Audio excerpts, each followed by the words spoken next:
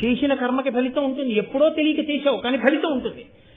ఇప్పుడు నువ్వు తెలుసుకుని ప్రవర్తిస్తున్నావు కాబట్టి ఆపదామపహర్తారం దాతారం సర్వసంపదాం, పాము కరవవలసిన వాడిని చీమతో కనిపించి ఈశ్వరుడు విడిచిపెట్టేస్తాడు. ఇప్పుడు వాడు మారాడు, భక్తితో ఉన్నాడు కాబట్టి వాడిని నేను శనకనంటాడు. నమ శివాభ్యాం అశుభాపహాభ్యాం. ఈ ఈశ్వర కృప రావడానికి కారణం నువ్వు నీ ప్రవర్తన మార్చుకోకుండా, నువ్వు కేవలం ఈశ్వరుడికి వెళ్లి బిల్వదళాలు వేసినంత మాత్రం చేత ఈశ్వరుడు నిన్ను అనుగ్రహిస్తాడనుకోవద్దు. ఆ బిల్వదళాలు ఆయన సృష్టిలోవే నువ్వు గుర్తు పెట్టుకోవాల్సి ఉంటుంది. ఈశ్వరుడికి పట్టుకెళ్ళి నేను అది చేశాను ఇది చేశాను నేను ఇవ్వడానికి నువ్వు కొత్తగా సృష్టించి రాలేదు. ఈశ్వర సృష్టిలోనే ఈశ్వరుడికి ఇస్తున్నావు. దానికి నీ ప్రజ్ఞ లేదు. నీకు పుణ్యం ఇవ్వడానికి ఆయన నీ చేత ఇప్పించాడంతే.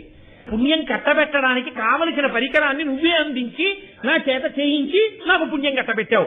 ఈశ్వర ఇది నీ అనుగ్రహం అని నువ్వు నిలబడి ఆ ప్రేమని నువ్వు సమస్త భూతములకు పంచిపెట్టిన నాడు ఈశ్వరుడు పరమ ప్రశాంతుడై ఘోర రూపాన్ని దాల్చకుండా నీ పట్ల అనుగ్రహాన్ని వర్షించి సంతోషిస్తాడు.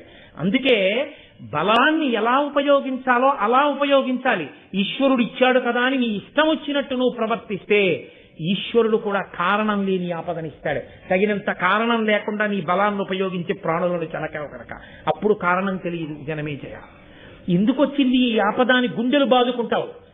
వెళ్ళి జాతక చక్రం చూపిస్తేను చెయ్యి చూపిస్తేను చూసి చెప్పడానికి ఏముండదు. గ్రహాలన్నీ ఉండవలసిన స్థానంలో ఉంటాయి, నువ్వే లేవు ఉండవలసినటువంటి ప్రవర్తనలో. కాబట్టి కారణం లేని ఆపద రాకుండా ఉండాలంటే తగినంత కారణం లేకుండా నీ బలాన్ని ప్రయోగించే స్థితి నుంచి నిన్ను నువ్వు రక్షించుకో.